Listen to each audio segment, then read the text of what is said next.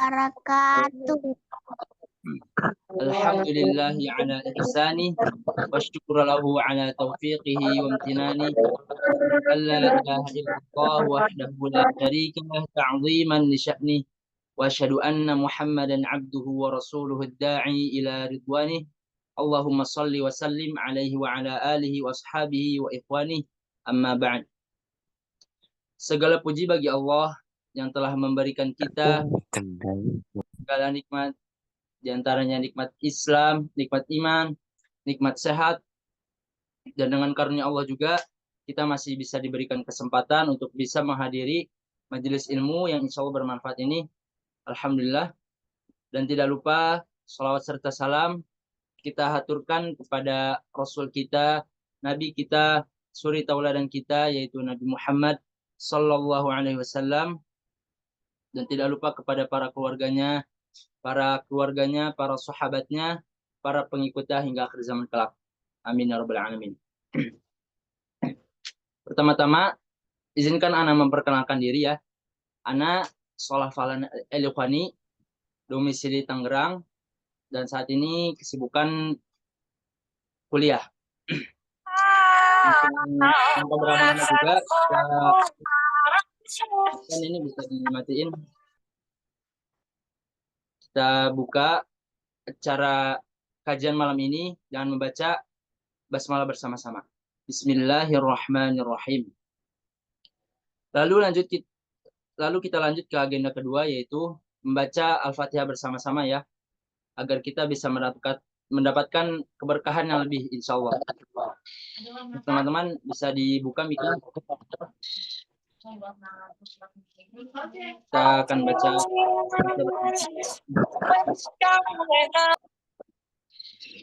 Kalau mungkin ada teman-teman yang mungkin di sekitarnya agak berisik, bisa ditutup aja ya.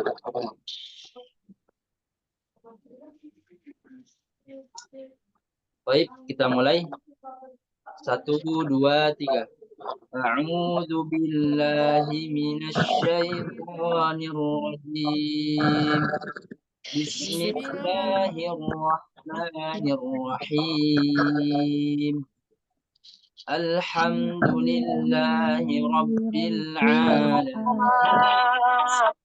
Ar-Rahmanir-Rahim.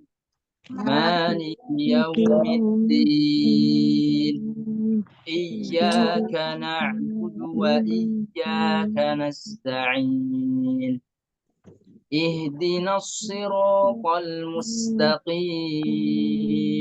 Siratal ladzina an'amta 'alaihim ghairil maghdubi 'alaihim waladdallin.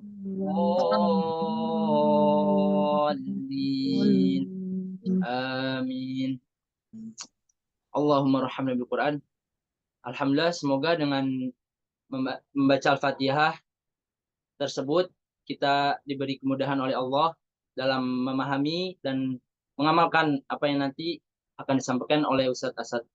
Dan karena Ustadz Asad sudah hadir di tengah-tengah kita, pada Ustadz layar dan waktu dipersilakan. Fadhal Ustadz. Oke, syukron. Jazakumullahu khairan. Barakallahu fikum. Bismillah. Assalamualaikum warahmatullahi wabarakatuh. Alhamdulillahilladzi hadana li hadza wa ma kunna linahtadiya laula an hadana Allah. Asyhadu an la ilaha illallah wahdahu la syarika lah wa asyhadu anna Muhammadan abduhu wa rasuluh la nabiyya wa la rasula ba'dah.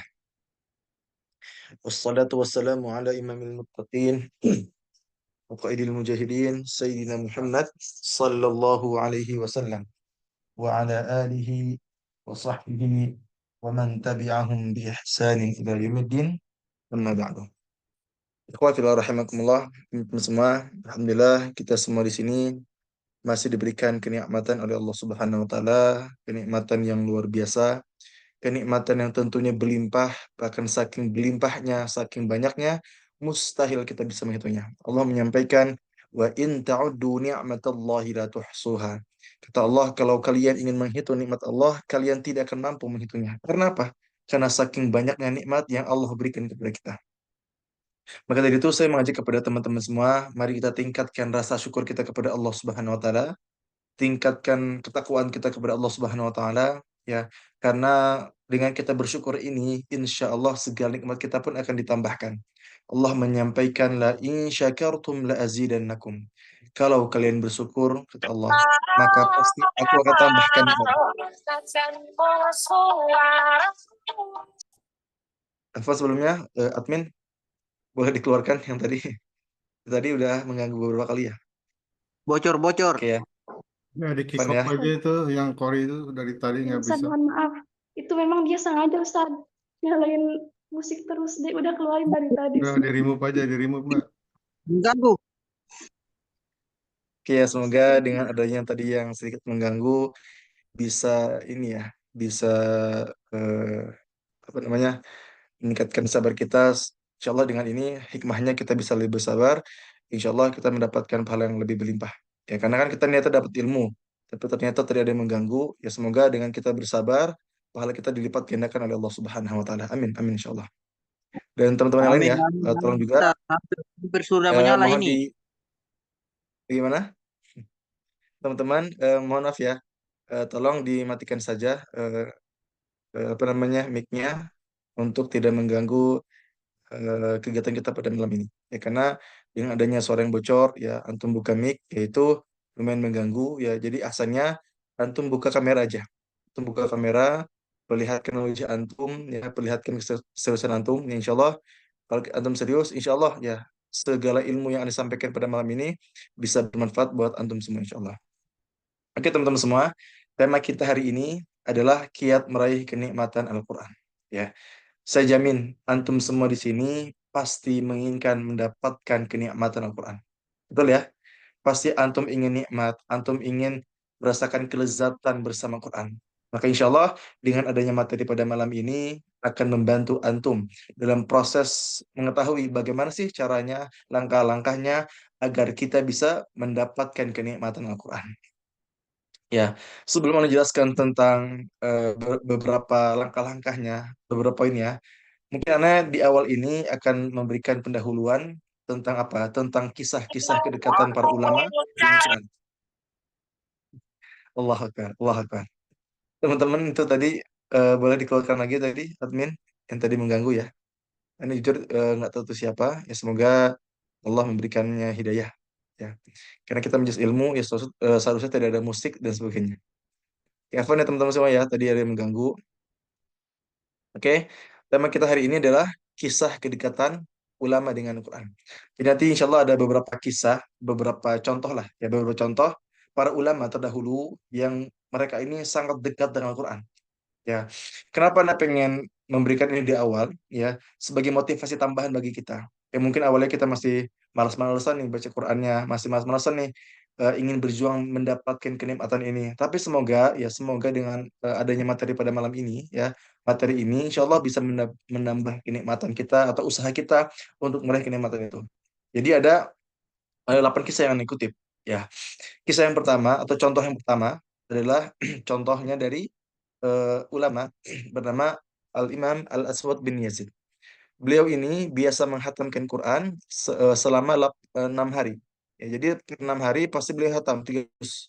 Dan jika memasuki bulan suci Ramadan, maka beliau menghatamkan Quran selama 2 hari. Itu yang pertama. Lalu yang kedua, contohnya dari Imam Qatadah bin Da'amah. Beliau biasa menghatamkan Quran seminggu sekali atau 7 hari sekali. Ya, 30 juz dalam seminggu.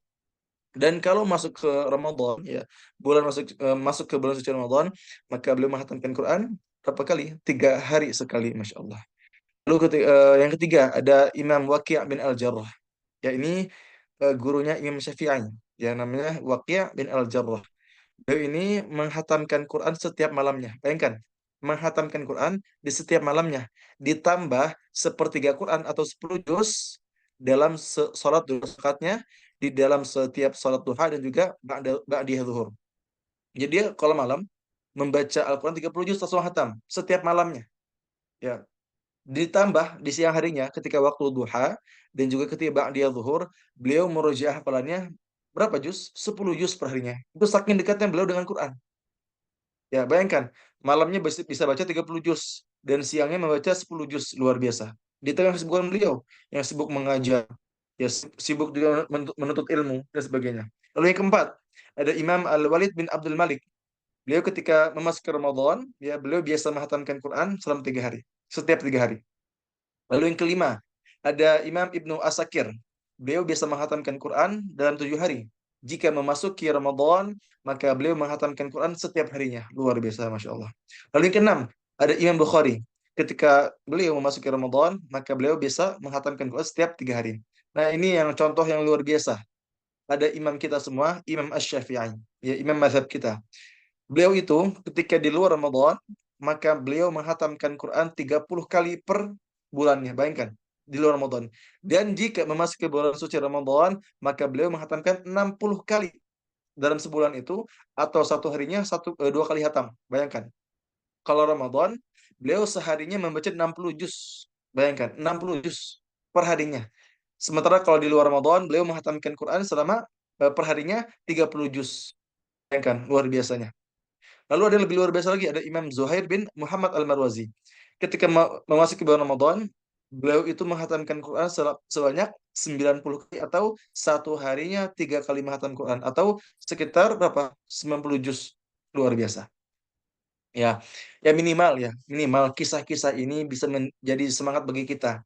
Minimal kita bisa mengejar semangatnya. Kalau kita nggak bisa sehari 30 juz, nggak usah deh. Yang penting apa? Minimal ada ikhtiarnya. Satu hari 30 menit misalnya, nggak apa-apa. Yang penting kita istiqomah. Kalau satu hari 30 juz belum bisa, maka bisa diganti. Misalnya satu hari ganti 30 halaman misalnya. Atau 30 menit lah gitu misalnya. Kalau misalnya keberatan. Pokoknya kita yang penting ada ikhtiar dulu. Ada usaha untuk mencapai itu. Nah, pokoknya ya 8 imam ini termasuk imam yang sangat dekat dengan Quran, yang dimana ya, pasti mereka sudah paham Quran. Tetapi kalau kita yang masih awam ini, kita yang masih terbata-bata ini, memang tidak disarankan. Tidak disarankan untuk banyak-banyak. Ya mungkin misalnya mungkin 3 juz atau 5 juz per hari lah. Tapi kalau misalnya kita sehari satu kali hatam, ya kadang kita tuh hafal ya bacaannya berantakan, gitu kan? Terus kita pun belum paham. Sementara mereka para ulama, ya mereka pun bisa baca cepat karena sudah mungkin hafalannya, lancar hafalannya, dan juga tentu sudah paham-paham tentang makna dan juga kandungan ayatnya. Sementara kita yang sekarang masih berjuang ini, mungkin bolehlah satu hari satu juz. Jadi 30 harinya kita hatam satu Quran. Gitu ya, kita sepakat ya. Pokoknya minimal kita ada ikhtiar ya. Satu hari satu juz, one day one juz. Kalau kita bisa istiqomahkan, insya Allah ya kita bisa mendapatkan itu tadi. Kita bisa hatam ya dalam sebulan 1 kali minimalnya, insya Allah. Tapi bagi antum yang sudah menghafal Quran ya, yang sudah 30 juz misalnya, itu yang sudah punya hafal 20 juz ke atas, ya maka tingkatkan lagi murojaahnya. Mungkin 2 juz per hari, 3 juz per hari, atau lebih dari itu. Itu ya. Tapi kalau misalnya antum yang masih belajar, yang masih terbata-bata, itu nggak apa-apa. Satu juz atau setengah juz nggak apa-apa, insya Allah. Jadi ini ya, ini sedikit kisah aja lah. Untuk apa? Menjadikan motivasi bagi kita yang mungkin awalnya masih malas-malasan baca Quran. Semoga dengan adanya beberapa kisah ini bisa menjadi motivasi tambahan bagi kita yang terus berjuang dalam dekat dengan Quran. Ya, dan ada salah satu kalam ya atau quote dari Syekh Ahmad Isa Al-Ma'syarawi. Beliau pernah mengatakan dalam salah satu perkataannya, saya heran terhadap para ulama salaf. Saya heran terhadap para ulama salaf. Bagaimana mereka bisa menyibukkan diri dengan Quran dalam waktu yang panjang tanpa bosan sedikit pun. Namun semenjak saya melihat banyak orang sibuk dengan handphonenya, keheranan saya pun hilang. Dan saya tahu bahwa ketika hati mencintai sesuatu, pasti ia disibukkan dengannya. Nah, ini kalimat yang tadi, kalimat yang sangat menampar. Beliau mengatakan, jika hati mencintai sesuatu, pasti ia disibukkan dengannya. Jadi kalau kita disibukkan dengan handphone kita, dengan game kita, dengan YouTube kita, dengan film-film yang kita tonton misalnya, maka ya bisa jadi kita justru lebih mencintai yaitu handphone kita, game-game kita, film-film kita. Sementara Quran, ya Quran kita baca sejam aja udah berat banget gitu kan. Ya, karena gitu kata dia bahwa kalau hati mencintai sesuatu pasti ia disebutkan dengannya. Kalau kita cinta sama Quran, seharusnya kita betah berlama-lama dengan Quran. Tapi kalau kita cintanya sama dunia, ya wajar aja kalau dunia lebih kita nikmati. Coba perhatikan diri antum, perhatikan diri kita. Kita lebih menikmati handphone atau dunia kita, Quran atau dunia kita. Bahkan kita bangun tidur, apa yang kita cari? Handphone. Ya, langsung ke sosial media, langsung buka WA, langsung buka Instagram. Sementara Qurannya nggak pernah dibaca. Padahal Quran diturunkan untuk kita baca, untuk kita hafalkan, untuk kita tadabburi, untuk kita amalkan. Tapi seringkali kita, banyak di antara kita yang jauh dari Quran. Ya mungkin kita nggak pernah baca Quran. Ada yang seperti ini. Ada yang benar-benar nggak pernah baca Quran, yang nggak mau usaha gitu kan. Dengan balasan mereka sibuk lah, mereka ada kerjaan lah. Padahal kalau kita benar-benar mencintai Quran, kita akan meluangkan waktunya bersama Quran. Tapi pertanyaannya, apakah kita benar-benar cinta sama Quran? Apakah kita benar-benar mengejar akhirat? Apa masih fokus mengejar dunia? Ada kalimat yang lainnya yang juga menampar dari Imam Sya'rawi. Beliau mengatakan, orang bisu ingin membaca Quran, orang tuli ingin mendengarnya, orang buta ingin melihatnya, dan kita binasa dengan gadget. Coba kita renungkan, orang yang bisu, yang nggak bisa baca Quran, mereka ingin baca Quran. Orang tuli, yang nggak bisa mendengar Quran, mereka pengen mendengarkan Quran. Orang yang buta, yang nggak bisa melihat Quran, mereka ingin melihat Quran. Sementara kita yang normal, kita yang sehat, kita seringkali binasa dengan gadget kita. Kita lalai dengan gadget kita. Kita bisa bermain HP berjam-jam, bisa bermain game berjam-jam, bisa nonton film berjam-jam, sementara baca Quran ini berapa jam per hari? Berapa jam per harinya? Paling cuma 1 jam, atau kurang. Atau mungkin nggak sama sekali. Ya, banyak di antara kita yang bilang, saya cinta kok sama Quran, saya cinta kok sama Allah. Tapi yang dibuka itu bukan surat Allah, bukan surat cinta dari Allah, tapi surat apa? Pesan dari manusia. Kita bangun tidur. Kalau kita cinta sama Allah, maka seharusnya ketika kita membuka mata, maka yang kita buka itu surat cinta dari Allah, itu Quran. Bukan surat cinta dari manusia misalnya. Nauzubillah min dzalik. Maka coba perhatikan diri kita. Apakah kita sudah benar-benar fokus mengejar akhirat? Apakah kita benar-benar sudah mencintai Quran? Apa masih fokus mengejar dunia kita?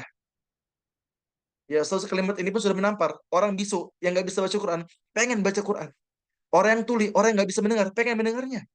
Orang buta yang ingin melihat Quran, ingin melihatnya. Sementara kita yang sehat-sehat aja, yang normal-normal aja, yang mungkin banyak waktu kosongnya. Bagaimana dengan kita? Kita sering kali lalai dengan waktu kita. Kita sering kali lalai dengan waktu sehat kita. Dan benarlah apa yang disampaikan oleh Rasulullah SAW. Ni'matani maghbunun fihi ma katsirun minan nas, as-sihah wal faragh. Kata Rasul, ada 2 kenikmatan yang sering kali manusia lalai di dalamnya. Apa itu? Waktu sehat dan juga waktu luangnya. Seringkali kita di waktu luang, di waktu sehat yang nggak bisa memaksimalkan waktu kita. Padahal kita bisa baca Quran, kita bisa sholat, kita bisa tahajud, kita bisa sholat duha, kita bisa sedekah. Tapi kita malah apa? Malah terlena dengan gadget kita, terlena dengan dunia kita. Maka ya pesan ana buat antum, buat kita semua, buat ana pribadi ya, mari kita tingkatkan ya ikhtiar kita untuk bisa merasakan kenikmatan bersama Quran. Maka tema hari ini adalah 5 langkah agar kita bisa mendapatkan kenikmatan Quran. Ya, silakan dicatat ya, dicatat dengan baik, jangan sampai ada yang terlewat. Karena insya Allah setiap langkah ini akan membantu kita, mengarahkan kita untuk mendapatkan kenikmatan bersama Al-Quran. Yang pengen menghafal Quran, antum harus nikmat. Antum yang pengen istiqomah bersama Quran, yang pengen belajar tahsin dan sebagainya, maka pastikan antum harus mendapatkan kenikmatan ini. Maka ada 5 langkah. Yang pertama, perbaiki keikhlasan kita. Ingat ya, yang pertama, perbaiki keikhlasan kita kepada Allah Subhanahu wa taala. Kita baca Quran bukan karena ingin dipuji. Kita baca Quran bukan ingin mendapatkan beasiswa. Kita baca Quran bukan ingin mendapatkan gelar Al-Hafidh. Kita baca Quran bukan ingin mendapatkan qari. Kita membaca Quran bukan untuk mendapatkan beasiswa, tapi kita membaca Quran, kita menghafalnya, kita mengajarkannya untuk mendapatkan ridhonya Allah Subhanahu wa taala. Banyak di antara kita yang afwan banget, yang mereka ini menghafal Quran, ya. Mereka ini mungkin hafalannya lancar, hafalannya bahkan bisa juara 30 juz tingkat nasional gitu kan. Tapi ternyata tujuannya hanya mengharapkan duniawi, mendapatkan pujian. Ini yang bahaya. Ketika mereka niatnya hanya mengejar dunia itu, ya, khawatirnya mereka tidak mendapatkan kenikmatan Quran. Ya, tidak mendapatkan kenikmatan, tidak mendapatkan kelezatan dari Quran. Ya, maka pastikan bagi antum yang ingin mendapatkan kenikmatan baca Quran, ya, perbaiki keikhlasan kita. Jaga hati kita agar tetap ikhlas karena Allah Subhanahu wa taala. Karena Imam Utsman bin Affan pernah berkata, jika hati suci, ya, jika hati kita suci, maka ia tidak akan pernah puas dari kalam Rabbnya. Jadi kata beliau, kalau hati kita ikhlas, hati kita bersih, maka kita nggak akan bosan, nggak akan pernah puas dari Al-Quran. Kita akan terus ingin baca Quran, kita ingin menghafalnya, kita ingin mentadaburinya, kita ingin mempelajarinya. Itulah hati yang ikhlas. Tapi kalau misalnya afwan, hatinya nggak ikhlas, hatinya niatnya masih berantakan, maka ya wajar aja dia nggak nikmat baca Qur'annya, dia nggak nikmat dalam menghafalnya. Ya, maka pastikan ya, ketika antum menghafal, antum murojaah, pastikan niat antum ikhlas karena Allah Subhanahu wa taala. Banyak orang ya, sangat banyak orang yang dia tuh menghafal, dia tuh murojaah dan sebagainya, tapi niatnya untuk mendapatkan duniawi. Tujuannya untuk apa? Mendapatkan beasiswa dan sebagainya. Ini yang bahaya. Bahaya banget. Kenapa bahaya? Karena Rasul pernah menyampaikan juga, wal Qur'anu hujjatul laka au alaik. Ya, wal Qur'anu hujjatul laka au alaik. Artinya, Quran itu memiliki dua fungsi. Apa fungsinya? Yang pertama, bisa menjadi syafaat, menjadi pembela bagi kita, atau musuh bagi kita. Ingat ya, Quran itu memiliki dua sifat, atau dua fungsi. Yang pertama, menjadi pembela, yang kedua menjadi musuh. Kalau kita menjaga niat kita tetap ikhlas, ya menjaga hati kita tetap ikhlas, maka insya Allah Quran bisa menjadi pembela, menjadi syafaat. Tapi kalau misalnya afan, niat kita nggak ikhlas, niat kita berantakan, niat kita salah, niat kita mengharapkan duniawi, maka justru Quran menjadi musuh kita. Ingat sabda Allah, ingat hadis Nabi. Nabi pernah bersabda, Allah Subhanahu wa taala akan turun kepada hambanya pada hari kiamat. Allah Subhanahu wa taala akan turun kepada hambanya untuk menetapkan keputusan di antara mereka. Dan kata Nabi Muhammad SAW, orang yang paling pertama kali dipanggil adalah mereka para penghafal Quran, mereka para pembaca Quran, mereka para penuntut ilmu. Pokoknya intinya mereka yang dipanggil pertama kali adalah penghafal Quran atau para pembelajar Quran. Lalu ditanya oleh Allah, wahai para penghafal Quran, bukankah aku telah mengajarkan kepadamu apa yang telah aku ajarkan kepada nabiku, ya, kepada Rasulku? Mereka menjawab, benar ya Rasulullah. Lantas apa yang telah kamu lakukan di dunia? Allah bertanya seperti itu. Lalu mereka menjawab, ya Allah, aku telah membaca Quran, aku telah menghafalnya, aku telah mentadaburinya, aku telah mengajarkannya. Aku disebutkan dengan Quran pagi siang malam karenamu. Tapi apa kata Allah? Kadzabta. Kadzabta. Kamu berbohong. Kamu dusta. Kamu penipu. Kamu menghafal, kamu murajaah, kamu mungkin hafalannya, kamu mengajarkan Quran bukan karenaku, bukan karena Allah, tapi karena ingin disebut qari, ingin dipuji-puji, ingin disebut al-hafidh, ingin disanjung, ingin mendapatkan gelar dan sebagainya. Dan itu semua sudah kamu dapatkan ketika kamu di dunia. Singkat hadis, orang-orang seperti ini dilemparkan pertama kali ke neraka. Bayangkan. Karena apa? Karena hatinya yang nggak ikhlas, hatinya yang nggak bersih. Allah pun menyampaikan, man kana yuridul hayatad dunya wa zinataha nuwaffi lahum a'malahum fiha wa hum fiha la yubkhasun. Apa kata Allah? Barang siapa yang tujuan utamanya hanya mengejar dunia dan juga perhiasannya. Jadi dia ibadah, dia baca Quran, dia salat, niatnya untuk mengejar dunia, untuk mengejar harta, tahta, pujian dan sebagainya. Nuwaffi ilaihim a'malahum fiha. Memang kami akan berikan itu semua. Jadi kata Allah, orang-orang yang niatnya seperti ini, memang kami akan berikan itu semua. Mereka akan mendapatkan apa yang mereka inginkan. Wahum fiha la yubkhasun. Bahkan mereka di dunia tidak akan dirugikan. Itu kata Allah. Tapi ada lanjutan ayatnya. Apa lanjutan ayatnya? Ulaika alladzina laisa lahum fil akhirati illa nar. Mereka itu tidak akan mendapatkan apa-apa di akhirat kelak kecuali neraka. Wa habita ma sana'u fiha, dan sia-sialah apa yang telah mereka usahakan. Wa batilum ma kanu ya'malun, dan terhapuslah apa yang telah mereka kerjakan. Bayangkan, karena hati yang gak ikhlas, bukannya kita mendapatkan surga, bukan kita mendapatkan syafaat, justru kita mendapatkan azab. Kita dilemparkan pertama kali ke neraka. Bahkan amal kita tidak berguna, dihapus oleh Allah Subhanahu wa taala. Kenapa? Karena masalah niat. Ingat teman-teman semua, innamal a'malu binniyat. Sesungguhnya amal perbuatan itu tergantung pada niatnya. Wa innamal likulli imri'in ma nawa. Dan sesungguhnya ia akan mendapatkan tergantung dengan apa yang ia niatkan. Kalau niat kita baik, insya Allah kita mendapatkan kebaikan. Kita akan mendapatkan keberkahan. Kita akan mendapatkan ridho Allah Subhanahu wa taala. Tapi kalau niat kita salah, niat kita berantakan, niat kita mengharapkan duniawi, yang seharusnya kita mendapatkan keberkahan itu justru kita mendapatkan azab, mendapatkan azab itu dari Allah Subhanahu wa taala. Auzubillah tsumma naudzubillah. Maka poin pertama agar kita bisa mendapatkan kenikmatan Quran, ingat ya, perbaiki keikhlasan. Jaga hati, tetap ikhlaskan Allah Subhanahu wa taala. Karena kita ingin mendapatkan kenikmatan ini harus memastikan hati kita tetap ikhlas karena Allah Subhanahu wa taala. Itu yang pertama. Lalu yang kedua, cari tahu keutamaan dari Quran. Ya, jadi kalau kita pengen misalnya mendapatkan kenikmatan kelezatan Quran, ya, pengen betah berlama-lama dengan Quran, maka pastikan kita harus mengetahui keutamaan fadilah dari Al-Quran. Kenapa? Karena kita tuh manusia biasa, ya sepakat ya, kita manusia biasa, kita bukan wali, kita bukan nabi, kita bukan malaikat ya. Kita ini ketika pengen semangat ibadahnya, seringkali kita tuh membutuhkan motivasi. Ya, bahkan bukan hanya ibadah. Contohnya bekerja. Misalnya, kita bekerja di suatu tempat. Misalnya kita kerja di suatu perusahaan lah. Ya, kita kerja, tapi kita nggak tahu berapa gajinya. Ya, kita nggak tahu, kita nggak dikasih tahu apakah kita akan semangat? Ya enggak gitu kan. Atau kita tahu gajinya berapa, tapi kecil gajinya. Apakah itu semangat? Ya belum tentu. Tapi kalau kita kerja di suatu tempat, di suatu perusahaan, kita tahu gajinya berapa, bahkan kita tahu gaji itu gede, gede banget gitu kan, ada bonusnya, ada gaji yang besar gitu kan. Maka apa? Kita akan semangat, kita akan antusias kerjanya. Ya. Jadi manusia itu emang manusia yang apa ya? Membutuhkan imbalan gitu kan. Maka kita pun ketika ibadah ya, kita pun ingin mengharapkan imbalan pun nggak apa-apa. Ya karena Allah dan Rasul yang menjanjikan, gitu kan? Walaupun memang ahsannya kita ibadah, kita baca Quran tidak mengharapkan imbalan dari Allah Subhanahu wa taala. Tapi kalaupun kita ingin menjadikan itu motivasi tambahan, nggak apa-apa. Ya maka untuk poin kedua ini, ketika kita pengen mendapatkan kenikmatan Al-Quran, maka pastikan antum mengetahui beberapa keutamaan dari Quran. Nah di sini Anda mengutip ada 6 ya. Sebenarnya ada banyak banget keutamaannya. Tapi di sini Anda mengutip ada 6 saja. Yang pertama, insya Allah kita yang dekat dengan Quran akan menjadi keluarganya Allah Subhanahu Wa Taala. Allah Akbar. Boleh dibantu? Benar Ya, Bang Mus. Wah, tolong ya, admin, tolong. oke.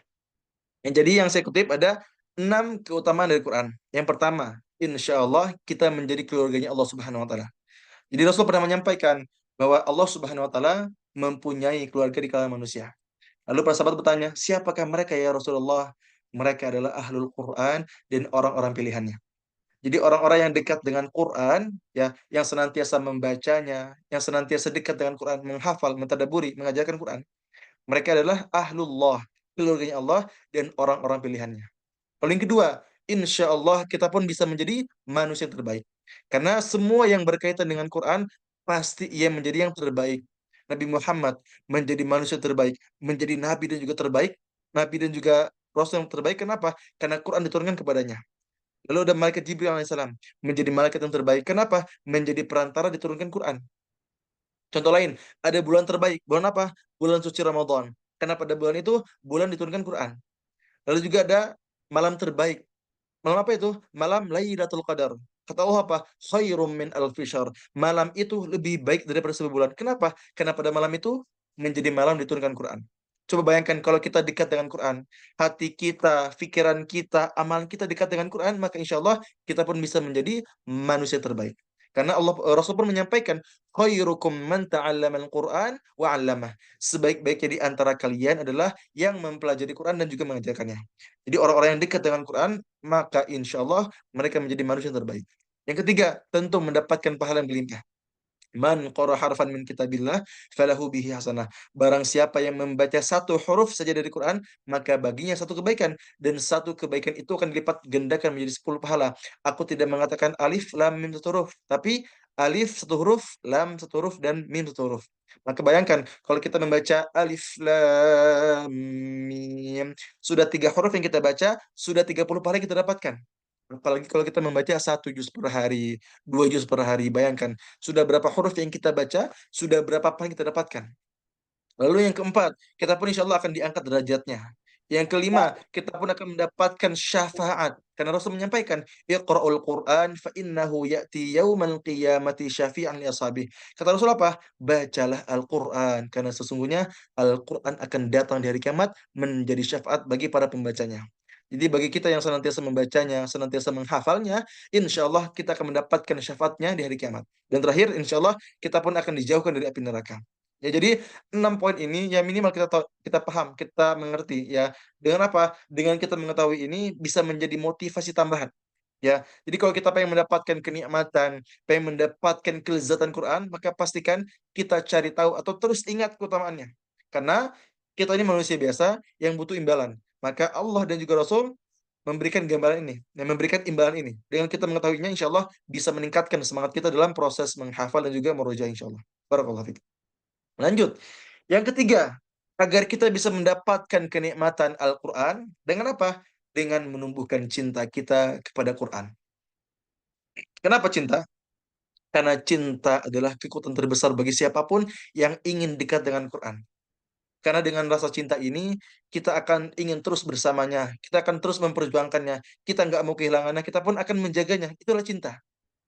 Tapi kalau kita nggak cinta, kita nggak pernah menemukan rasa cinta ini, ya udah, kita malas-malesan, kita nggak mau ketemu sama Quran itu, kita nggak mau bersamanya. Tapi kalau kita udah ada rasa cinta, rasa suka, ya, maka kita akan betah berlama-lama dengannya. Kita akan benar-benar nggak mau kehilangannya, betul ya? Nggak mau kehilangannya, ingin terus bersamanya, akan merawatnya. Ya, itulah cinta. Maka bagi antum yang ingin mendapatkan kenikmatan Quran, bagi antum yang ingin mendapatkan keistiqomahan bersama Quran, maka tumbuhkan yang namanya cinta. Karena cinta adalah kekuatan terbesar bagi siapapun yang ingin dekat dengan Quran, bagi siapapun yang ingin istiqomah bersama Quran. Karena Masya Allah, dengan kita mencintai sesuatu itu, kita akan terus bersamanya, kita akan terus memperjuangkannya, kita akan terus menjaganya, dan kita pun akan terus merawatnya. Itulah cinta. Pertanyaannya, Ustadz, bagaimana caranya agar kita bisa menumbuhkan cinta? Ada dua yang saya kutip di sini. Yang pertama, memperbanyak interaksi. Ya, kalau kita benar-benar ingin mencintai Quran, maka pastikan kita paksakan, ya, paksakan diri kita untuk memperbanyak interaksi. Semakin kita memperbanyak interaksi, maka insya Allah semakin besar pula cinta yang kita dapatkan. Tapi kalau kita nggak bisa memaksakan, kalau kita nggak pernah baca Quran, ya bagaimana mungkin kita mendapatkan cinta itu? Tapi kalau kita memaksakan diri kita untuk baca Quran, kita perbaiki interaksi, kita membaca, menghafal, mentadabburi, mengajarkan Quran, kita disibukkan dengan Quran, maka insya Allah cinta itu pun akan tumbuh. Itu ya, jelas ya. Yang kedua, memperbanyak berdoa kepada Allah Subhanahu wa taala. Kalau kita ingin mendapatkan cinta Quran itu, maka pastikan kita berdoa kepada Allah. Karena Allah menyampaikan, "Ud'uni astajib lakum." Kalau kalian ada apa-apa, minta sama aku, pasti dikabulin, kata Allah.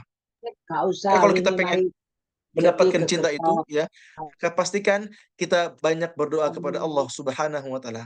Pertanyaannya, apa doa yang bisa kita amalkan? Ini doanya. Allahumma rzuqni hubbal Quran wasyauqa ila qiraatih. Ya Allah, berikanlah kepadaku cinta Al-Quran dan rindu dalam membacanya. Allahumma rzuqni hubbal Quran wasyauqa ila qiraatih. Sebenarnya ini kajian udah sering aneh jelaskan ya, apa doanya ya? Sudah sering jelaskan, tapi nggak apa? Kita hafalkan kembali, kita pahami kembali, kita amalkan tiap hari. Allahumma rzuqni hubbal Quran wasyauqa ila qiraatih. Ya Allah, anugerahkanlah aku, berikanlah aku mencintai Al-Quran dan rindu dalam membacanya. Dengan kita mengamalkan doa ini, insya Allah kita akan dianugerahkan, kita akan diberikan kecintaan terhadap Quran. Ya, yang awalnya kita nggak nikmat baca Quran, yang awalnya kita malas-malasan baca Quran, tapi karena kita membaca doa ini, insya Allah bisa menjadi wasilah, kita akan diberikan kecintaan kepada Quran. Allahumma rzuqni hubbal Quran wasyauqa ila qiraatih. Ya Allah, anugerahkanlah aku mencintai Quran dan rindu dalam membacanya. Lanjut. Poin keempat, agar kita bisa mencintai Quran, ya, membiasakan diri untuk tadabbur. Jelas ya, membiasakan dan memaksakan diri untuk tadabbur. Memang berat, memang malas-malasan gitu kan, sering malas, sering bingung gimana tadabburnya gitu kan. Tapi udah, paksakan, biasakan diri untuk tadabbur. Kadang kita tuh suka lupa tadabbur. Kita pengen menghafal, kita pengen murojaah, tapi seringkali kita melupakan tadabburnya. Ya, betul ya. Kita fokus menghafal, fokus melancarkan hafalan, tapi kita nggak pernah fokus untuk mentadabburinya. Padahal Allah itu menurunkan Quran untuk apa? Untuk kita pelajari, untuk kita tadabburi. Allah menyampaikan, kitabun anzalnahu ilaika mubarakul liyadabbaru ayatih wa liyatadzakkara ulul albab. Apa kata Allah? Al-Quran itu yang kami turunkan penuh berkah agar mereka mentadabburinya, merenunginya, menghayatinya ayat-ayatnya, ya, merenungi ayat-ayatnya, ya, menghayati ayat-ayatnya, dan agar orang berakal sehat itu mengambil pelajaran. Jadi, kenapa kita perlu tadabbur? Karena yang pertama adalah tujuan Quran diturunkan bukan sekedar untuk dibaca, bukan sekedar untuk dihafal, tapi harus kita tadabburi, harus kita pelajari. Karena kan Quran harus kita amalkan. Dan bagaimana cara mengamalkannya? cara mengamalkannya dengan kita pelajari dulu, kita tadabbur dulu, baru kita bisa amalkan. Itu yang pertama. Lalu alasan kedua, kenapa kita harus tadabbur? Karena agar hati kita tidak mati, ya. Agar hati kita tidak mati, hati kita tidak terkunci. Dan apa sih penyebab atau resiko kalau hati kita mati? Ya, salah satu penyebab kalau hati kita mati, hati kita terkunci apa? Kita malas ibadah, kita malas baca Quran, kita malas salat, kita malas puasa. Itulah penyebab kenapa hati kita terkunci. Ya, maka agar hati kita terbuka, ya, agar tidak terkunci, agar hidup terus tidak mati, maka pastikan diri untuk apa? Tadabbur. Allah menyampaikan afala yatadabbaruna al-Qur'an am ala qulubin aqfaluha. Tidaklah mereka menghayati Quran atau hati mereka sudah terkunci. Jadi kalau kita misalnya afan, kita nggak pernah tadabbur, nggak pernah menghayati Quran, maka itulah penyebab kenapa kita terkunci hatinya, kenapa kita mati hatinya. Ya, maka antum para penghafal Quran, ya, antum para pelajar Quran, jangan sekedar untuk membaca saja, tapi kita baca artinya, baca asbabun nuzulnya, kita hayati, kita tadaburi, kita pelajari. Ya, jangan sampai kita stop dengan hafal saja. Lalu yang ketiga, kenapa kita harus tadabur? Karena tadabur adalah kunci untuk merasakan kelezatan dan kenikmatan Quran. Jelas ya? Tadabur adalah kunci untuk merasakan kenikmatan dan kelezatan Quran. Jadi kalau kita nggak pernah tadabbur, kita nggak bakal mendapatkan kenikmatan Quran. Ya, Al-Imam Badruddin Az-Zarkashi pernah mengatakan, barang siapa yang tidak memiliki ilmu, pemahaman, dan juga tadabbur, maka dia tidak akan pernah merasakan kelezatan kenikmatan Quran sama sekali. Ingat ya, kalau antum ingin mendapatkan kenikmatan Quran, kalau antum ingat ya, kalau antum ingin mendapatkan kelezatan kenikmatan Quran, maka pastikan antum harus apa? Harus tadabbur. Ingat kata Badruddin Az-Zarkashi, barang siapa yang tidak memiliki ilmu, pemahaman, takwa dan juga tadabbur, maka dia tidak akan pernah merasakan kelezatan Al-Quran. Sama sekali itu kata beliau. Ya, karena banyak teman-teman semua, ya, sekelas jin pun mereka menghayati, mentadabbur Quran. Bayangkan, kita manusia kenapa kita nggak tadaburi? Padahal mereka para jin pun mentadaburi dan juga mengakui keindahan bahasa Quran. Ya, bayangkan, mereka para jin, ya, mereka mengakui keindahan Al-Quran.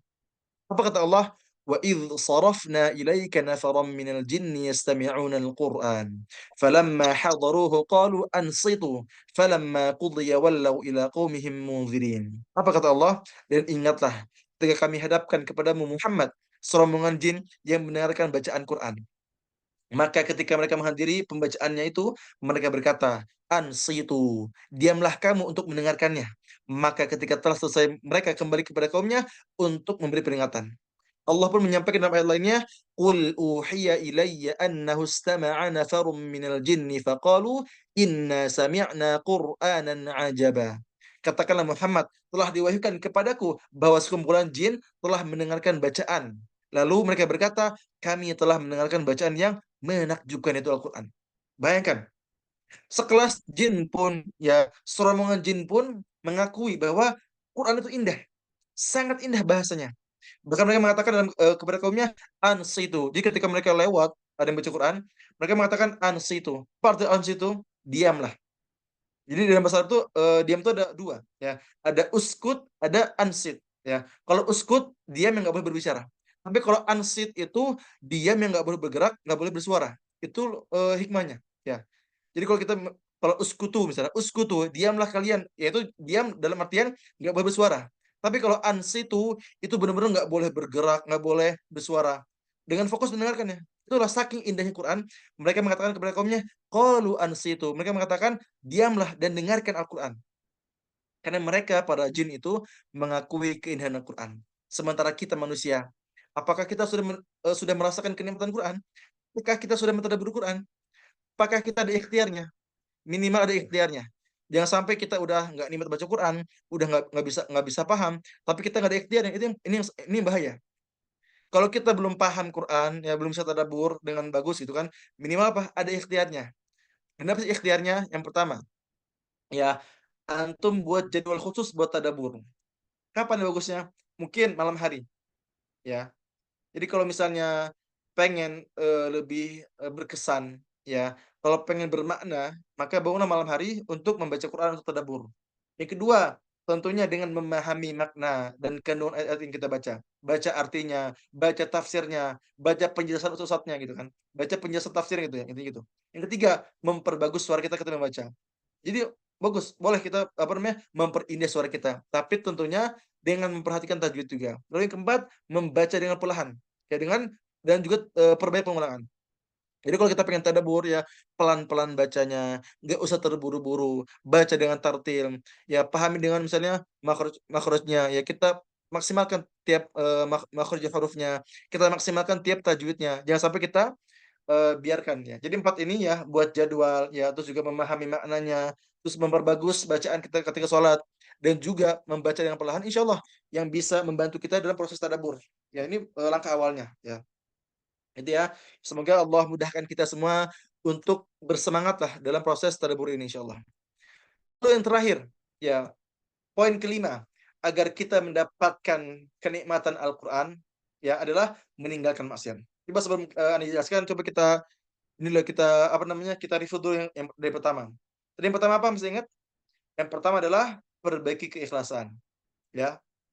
Lalu yang kedua, kita mengetahui keutamaannya, gitu ya. Lalu yang ketiga, tumbuhkan cinta, dan yang keempat tadi adalah kita harus apa? Harus tadabbur. Dan yang terakhir, yang nggak kalah penting adalah kita harus meninggalkan kemaksiatan. Jadi kalau kita pengen mendapatkan kenikmatan Al-Qur'an, maka pastikan kita menjauhkan diri kita dari hal-hal yang diharamkan oleh Allah Subhanahu wa taala. Kalau misalnya kita masih maksiat, baik itu maksiat yang besar ataupun yang kecil, baik itu maksiat yang terang-terangan ataupun yang sembunyi-sembunyi, baik itu maksiat yang sengaja ataupun enggak sengaja, semua maksiat bisa mengganggu kenikmatan kita dalam membaca Quran. Ya, kenapa? Ada syair yang sangat terkenal dari Imam Syafi'i, "Syakautu ila waqi'in su'a hifdhi fa arsyadani ila tarkil ma'asi wa akhbarani bi anna al-ilma nur wa nurullahi la yuhda li 'asi." Apa kata Imam Syafi'i? "Ku pernah mengadukan kepada guruku Imam Waqi' tentang jeleknya hafalanku. Lalu beliau menunjukiku untuk meninggalkan maksiat. Lalu beliau memberitahukanku apa? Bahwa ilmu adalah cahaya dan cahaya Allah tidaklah mungkin diberikan pada ahli maksiat.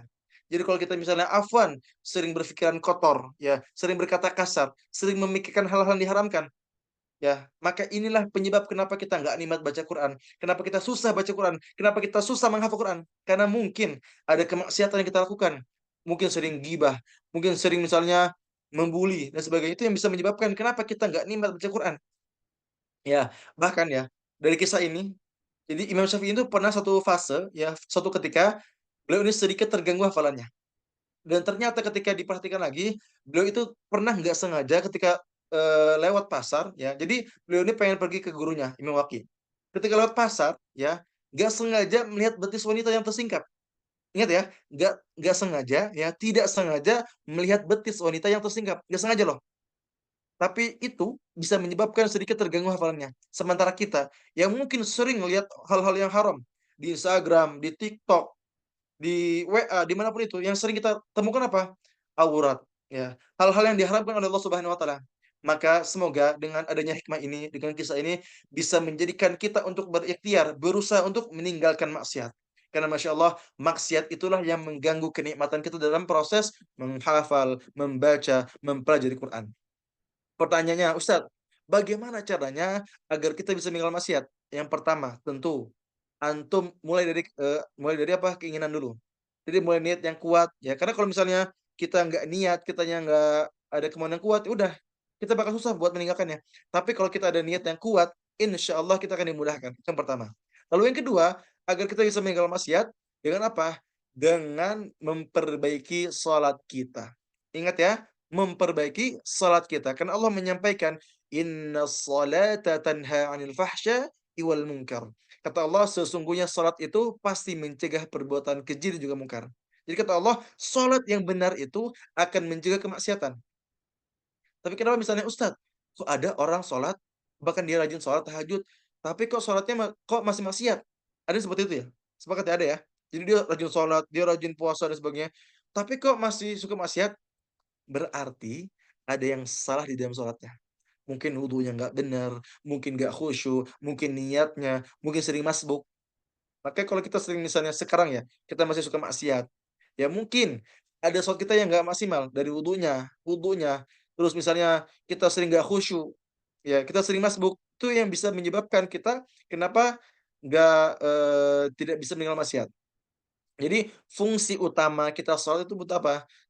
Selain kita beribadah untuk menjauhkan diri kita dari kemaksiatan. Ya, maka ikhtiar kita gimana?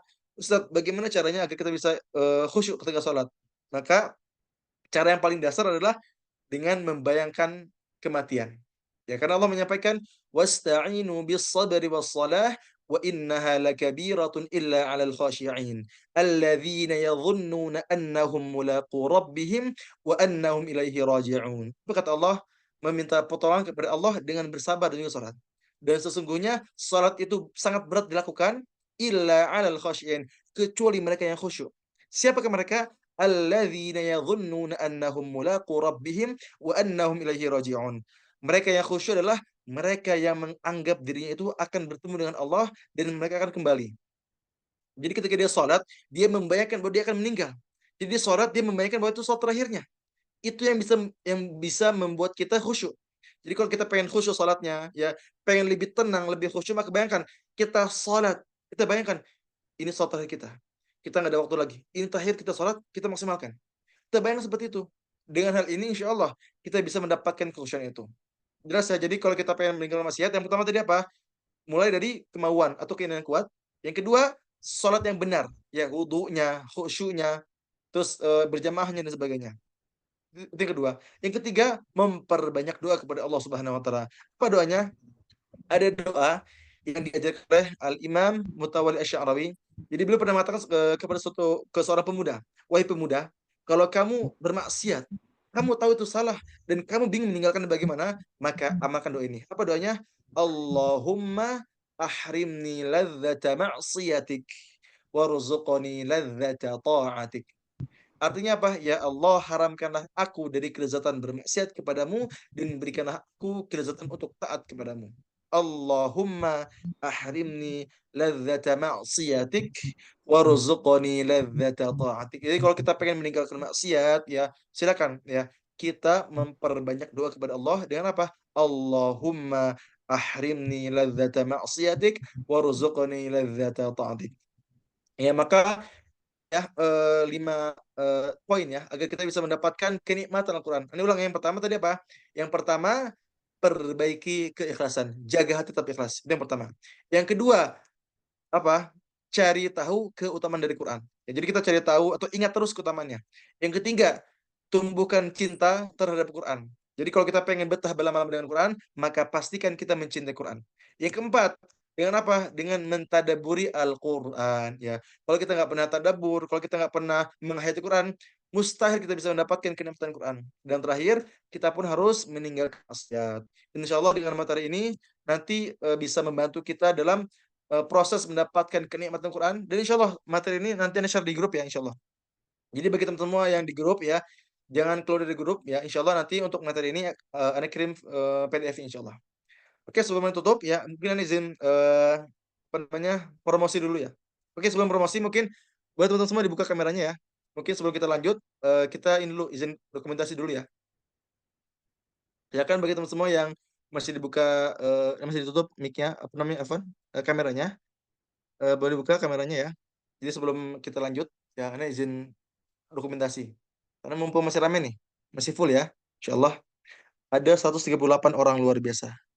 Kurang 135 nggak apa-apa ya.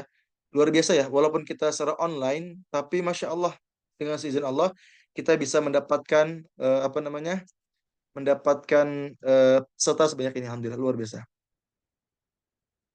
Silakan dibuka kameranya. Saya tunggu ya. Kita foto bareng-bareng ya. Oke, dari slide pertama dulu ya. Oke, siap? Sebentar. 1, 2, 3. Oke, sebentar cek dulu ya. Oke, bagus. Oke, bagus. Lanjut slide berikutnya ya, slide kedua. Siap? 1, 2, 3. Oke, bagus. Bentar ya, kita cek dulu. Bagus. Lanjut ke slide ketiga sekarang. Siap? 1, 2, 3. Masya Allah, luar biasa. Oke. Coba yang slide pertama kita ulang lagi ya. Yang pertama ya. Tampilkan wajah terbaiknya. Yang slide pertama. Kita foto bareng-bareng ya. Siap? 1, 2, 3. Oke, alhamdulillah. Barakallahu fikum. Semoga antum yang sudah hadir pada malam ini, kita pun nanti dikumpulkan kembali di surganya Allah kelak, amin. Oke, mungkin sekarang Ani lanjut materi dulu ya sebentar ya. Tadi kita sudah membahas 5 poin tadi ya. Selain tadi Ani pengen membahas materi ya, mungkin Ani pun izin promosi. Promosi apa? Jadi kami dari Khadimul Quran ya memiliki program unggulan, yaitu kelas tahfidz online. Jadi bagi teman-teman semua yang ingin menghafal, ingin murojaah, ya ingin apa namanya, ingin memperjelas tahsin, insya Allah kami dari Khadimul Quran bisa sangat membantu antum. Ya, kenapa? Karena kami itu waktunya fleksibel. Di tengah kesibukan antum, yang antum ini kuliah, antum misalnya bekerja, antum mengajar, insya Allah ini bisa membantu antum. Ya, ada kelas private yang lebih eksklusif, ada juga kelas reguler, ya ziyadah juga murojaah. Jadi insya Allah kelas ini adalah kelas yang alhamdulillah sudah berjalan hampir 3 tahun. Nanti insya Allah Desember kami akan tepat di umur 3 tahun pas. Nanti Desember. Sampai hari ini sudah ribuan santri yang pernah belajar bersama kami. Dan untuk hari ini saja, ya per hari ini, ya total ada 154 santri yang aktif. Bayangkan, 154 santri yang aktif. Dan alhamdulillah ada 20 pengajar dan ada 4 admin yang berjuang bersama Khadimul Quran. Jadi bagi teman semua yang mungkin pengen menghafal, pengen murojaah, tapi mungkin bingung cari di mana, maka insya Allah kami dari Khadimul Quran bisa sangat membantu antum. Ya, jadi kami yang pertama ada kelas ziyadah. Ya, kelas ziyadah ini bagi antum yang baru mulai menghafal, yang pengen menghafal dikit-dikit boleh. Karena apa? Karena ini tidak ada minimal suaranya. Antum pengen 1 ayat boleh. Antum pengen 1 baris boleh. Antum pengen setengah halaman boleh. Berapapun boleh. Silakan. Dan berapa sehari sepekan? Sepekannya 3 kali atau sebulan 12 kali. Ada juga misalnya kelas murojaah. Nah, ini buat antum yang sudah Quran atau yang sudah punya hafalan dan pengen memutkinkan hafalannya, maka saya arahkan untuk apa? Untuk kelas murojaah. Setoran 2 kali sepekannya, tapi untuk minimalnya ada. Minimal berapa? 5 kali dalam sepekan. Ya, insya Allah apa aja keunggulannya? Yang pertama, waktunya fleksibel. Jadi di tengah kesibukan antum, antum kuliah, antum kerja, antum apapun itu, insya Allah antum akan dicarikan waktu yang terbaik buat menghafal dan juga setoran itu. Lalu yang kedua, insya Allah para pengajar pun berpengalaman. Jadi alhamdulillah sudah menyeleksi ketat lah dari pengajarnya. Jadi ada beberapa pengajar yang tidak amanah, yang tidak maksimal, kami keluarkan. Tapi alhamdulillah yang hari ini aktif belajar mengajar, insya Allah semua gurunya ada sangat amanah. Ada 20 orang semuanya. Ya, terus biaya pun terjangkau. Untuk kelas ziyadah ini cuma berapa? 125.000 aja per bulannya. Terus untuk kelas ikhwan dan akhwat tentu dipisah. Jadi yang akhwat dengan akhwat, yang ikhwan dengan ikhwan. Dan uniknya apa? Dari 154 santri yang aktif ya, sekitar 130-nya itu akhwat semua. Luar biasa. Jadi akhwat ini paling banyak dari santrinya. Jadi dari 154 ya, 120 130 itu dari akhwat, luar biasa. Jadi insyaallah bagi antum yang akhwat yang malu-malu mungkin yang gengsi, insyaallah nggak usah gengsi karena untuk pengajar pun akhwat juga. Dan insyaallah untuk para pengajar pun pengajar muda semua, umurnya 20 sampai 25 rata-rata gitu ya. Jadi masih muda semua. Terus insyaallah kalau lulus mendapatkan sertifikat. Terus juga antum akan mendapatkan komunitas mahasiswa Quran, ditambah antum pun akan insyaallah mendapatkan yang namanya kualitas hafalan yang baik. Itu kalau kelas yang 2 ini ya, kelas ziyadah atau murojaah. Nah, kami pun ada kelas yang lebih kami apa namanya utamakan juga atau yang lebih kami unggulkan. Apa? Kelas private. Ini bisa buat anak 5 tahun, ingat ya, 5 tahun sampai 60 tahun boleh siapapun. Untuk hari ini saja ada 35 santri private ya. 6 orangnya dari Emirat Arab. Jadi alhamdulillah kami sudah menyebar ke seluruh dunia. Dari Malaysia ada, Singapura ada, Jepang ada, dan alhamdulillah yang terbaru dari Uni Emirat Arab.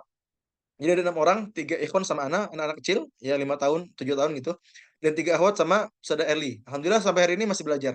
Jadi bagi antum yang misalnya punya anak atau punya kenalan dan pengen menghafal Quran, insya Allah kami bimbing. Ataupun misalnya yang belum bisa baca Quran, insya Allah kami bimbing. Pokoknya yang pengen menghafal bisa, yang pengen tahsin, memperbaiki bacaan bisa. Pokoknya ada pilihannya. Boleh fokus menghafal, ya, ziyadah murojaah.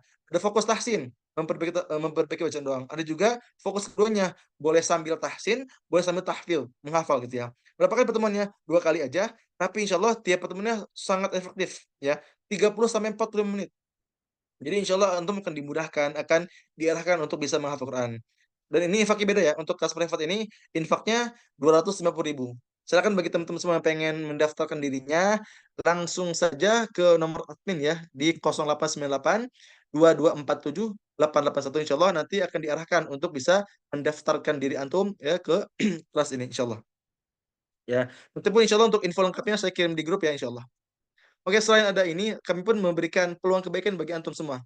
Bagi antum yang ingin apa namanya memberikan infak terbaiknya, ya kami pun bisa memberikan peluang ini. Insya Allah uang yang terkumpul ini akan kami berikan kepada para pengajar.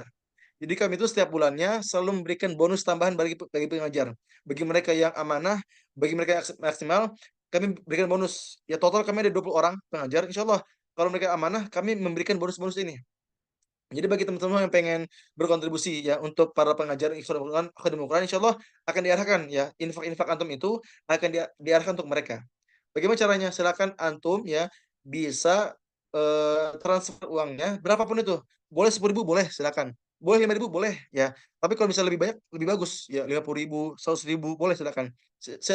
Silakan siapkan infak terbaik antum ya untuk para pengajar Akademi Quran. Rekening mana? 0422 016 477 ke BC Syariah ya. Ini bukan rekening pribadi Anda, tapi ini rekening punya Khodimul Quran. Jadi Anda pun nggak megang, yang megang admin ya insya Allah ini punya Khodimul Quran, jadi bukan punya Anda. Dan jangan lupa ya konfirmasi ke nomor admin di 0851 5513 9392. Insya Allah nanti untuk info lengkapnya pun akan diinfokan kembali ya di grup insya Allah. Barakallahu fikum. Saya kembalikan kepada MC. Silakan Ustaz. Alhamdulillah, jazakumullah khair Ustaz atas materinya. Semoga apa yang tadi sudah disampaikan oleh Ustadz Asad bisa kita amalkan dan juga menjadi amal jariah untuk Ustadz. Baik, kita lanjut ke sesi selanjutnya yaitu tanya jawab. Jadi untuk teman-teman yang mau bertanya bisa diaktifkan angkat tangannya ya. Nanti bisa langsung ditanyakan langsung ke Ustadz. Fadhol. Silakan. Silakan. Silakan ke Fajri, silakan tafadhol.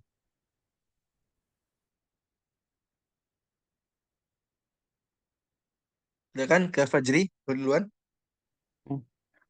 Syukron, Tat. Mau nanya. Ya, silakan. Untuk kelas muroja itu per hari store berapa halaman? Berapa Oke. lembar gitu? Oke, untuk kelas murojaah tadi ya, coba nih betul jelaskan ya. Untuk kelas murojaah ini ya, ini minimalnya 5 halaman. Minimalnya, tapi antum boleh 10 halaman ya. Atau boleh lebih dari itu. Jadi kalau misalnya antum misalnya pengen murojaah, pengen mungkin hafalan antum misalnya seminggu 2 kali setorannya kan, 2 kali. Nah, nanti insya Allah untuk minimalnya 5 halaman, minimal. Maksimal berapa? Mungkin Anda arahkan 10 aja lah, paling maksimal. Jadi biar nggak apa-apa kita 10 halaman doang, tapi istiqomah buat merujanya. Ya, jadi ini program buat memungkinkan hafalan. Jadi insya Allah buat para hafidh Quran yang bingung cari merujah di mana gitu kan, insya Allah di kelas kami ini bisa membantu antum ya, menjadi wasilah bagi antum yang pengen mengulang hafalan antum. Gitu ya. Gimana Mas? Ada soal lagi? Itu Silakan. itu di jam berapa, Tat? Oke, untuk waktunya fleksibel. Jadi antum sampaikan kepada guru antum, Ustaz nih, saya punya waktu segini, silakan antum buat kesepakatan. Ya, dan misalnya nanti antum nggak menemukan jadwal yang pas, nanti insya Allah akan dicarikan guru yang lain. Itu, pokoknya kami akan mengutamakan antum yang mencari waktunya gitu, insya Allah. Jadi gitu ya. Pastinya nanti guru pun memberikan apa namanya, memberikan pilihan waktunya. Nanti antum pilih nih mana nih yang pas gitu kan. Tapi kalau sekiranya nggak ada yang pas, sampaikan kepada gurunya, nanti akan dicarikan solusinya, gitu ya. Jelas gak? Nah, Tat. Syukron, Tat. Oke, barakallahu fiik. Lanjut ya sekarang ke Husna Una, silakan. Silakan ke Husna Una. Baik, bismillahirrahmanirrahim. Assalamualaikum warahmatullahi wabarakatuh. Assalamualaikum. Ini Ustadz mau nanyakan, Ana itu kan kemarin tuh kan udah selesai ziyadah Ustadz 30 juz. Tapi cuman selesai ziyadah aja. Murojaahnya tuh mungkinnya tuh belum. Itu yang mungkinnya tuh ada tapi cuman 5 juz kayak gitu Ustadz. Yang lainnya itu masih ambang-ambang kayak gitu, lupa semua kayak gitu, nah Ustaz. Itu apakah berdosa untuk kita yang hafalannya hilang itu atau gimana Ustaz? Kadang kita itu Oke. sudah berusaha murojaah, biasanya itu kan lebih mudah ziyadah itu, kemarin mudah ziyadahnya itu 1 jam itu paling sedikit 2 halaman.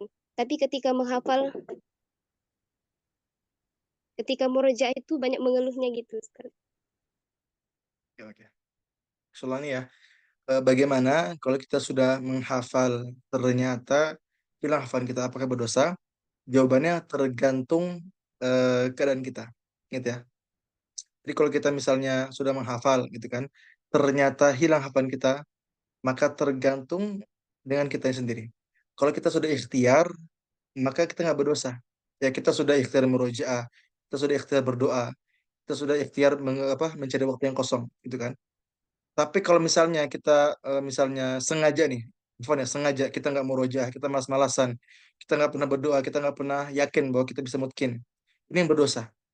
Bahkan dikatakan dalam salah satu hadis, ini salah satu dosa yang terbesar. Kata Rasul, "Uridat alayya dhunubu ummati falam ara dhanban a'zama min suratin aw ayatin utiha rajulun thumma nasiha." Kata Rasul, diperlihatkan kepadaku dosa-dosa umatku, dan aku tidak melihat dosa yang paling besar, dosa yang paling dahsyat daripada mereka yang sudah menghafal ayat Quran, menghafal surat dari Quran, dan dia sengaja meninggalkannya. Jadi dia tidak murojaah, tidak ada doa, tidak ada usaha yang menyebabkan hilangnya hafalan, maka mereka berdosa. Jelas berdosa. Tapi kalau kita sudah ikhtiar, sudah berusaha, ya, dan ternyata masih hilang juga, apakah berdosa? Justru enggak. Justru kita mendapatkan 2 pahala. Yang pertama, yang pertama kita mendapatkan pahala baca Quran. Yang kedua, pahala bersabar atas usaha kita.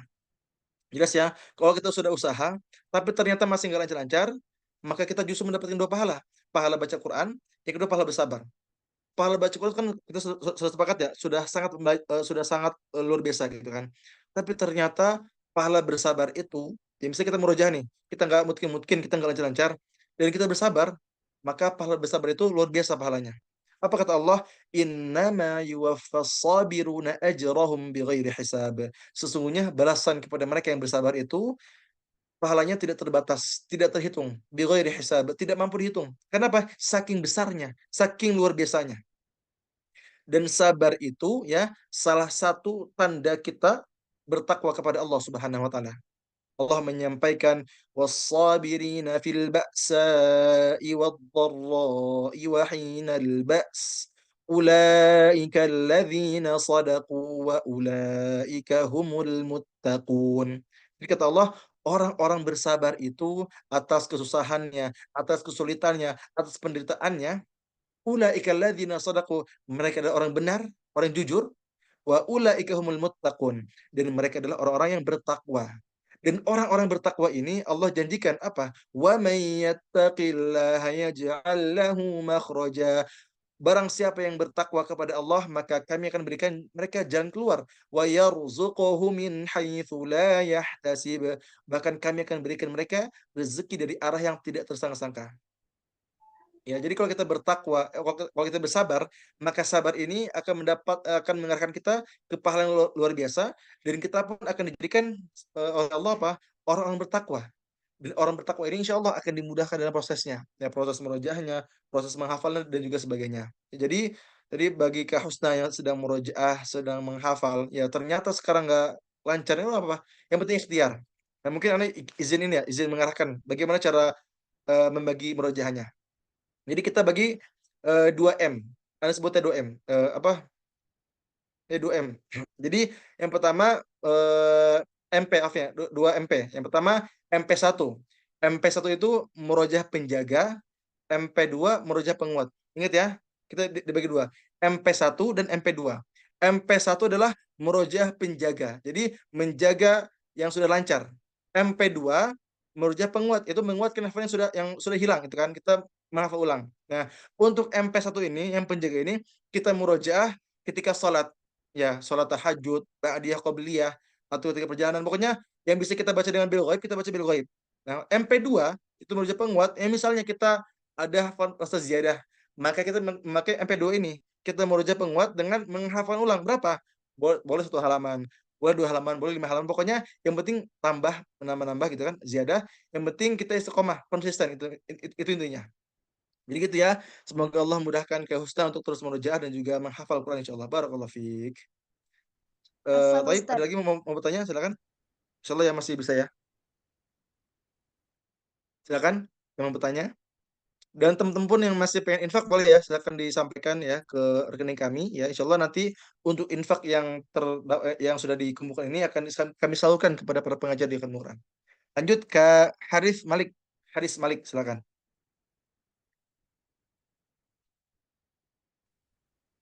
Kayaknya ini dulu Kak Saidati Herlina dulu tadi duluan soalnya. Oke, boleh silakan ke Sayyidati. Assalamualaikum warahmatullahi wabarakatuh. Terima kasih Waalaikumsalam. sebelumnya.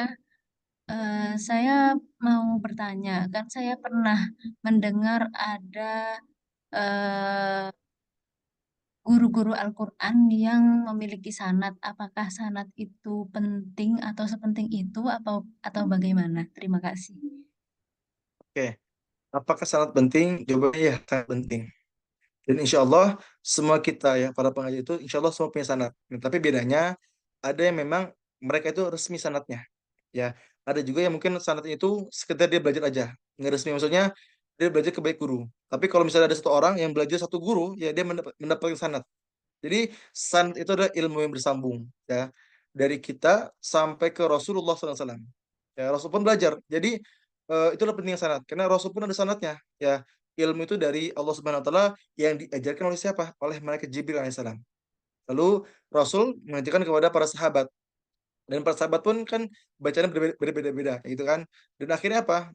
Berbeda yang namanya misalnya qiraat ya, beberapa pendapat ya. Ada dari imam misalnya ada imam Nafi itu kan, ada imam misalnya Asim dan sebagainya, itu beda-beda bacaannya. Tapi yang kita sepakati yang kita baca sekarang di Indonesia Hafaz an Asim gitu ya. Dan apakah penting? Benar penting ya. Kalau ada guru yang dia ini mendapatkan sanad yang resmi, punya ijazahnya resmi gitu kan, itu sudah sangat bagus. Tapi kalaupun misalnya ada pengajar yang mungkin emang belum dapat resmi, yang penting dia ikhtiar. Dia belajar sama guru, dia belajar dengan baik ya. Tapi memang ahsannya, bagusnya dia punya sanad resmi, punya ijazahnya.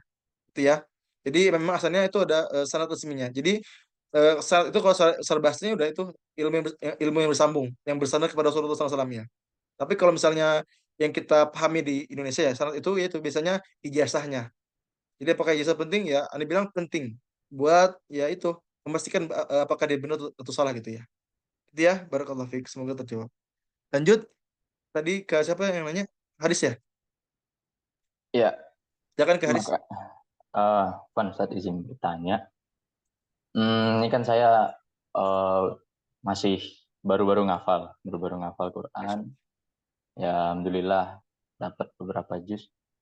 Yang dimana kan di dalam hadis Arba'in itu kan yang paling pertama kan innamal a'malu binniyati kan sabda Rasulullah SAW.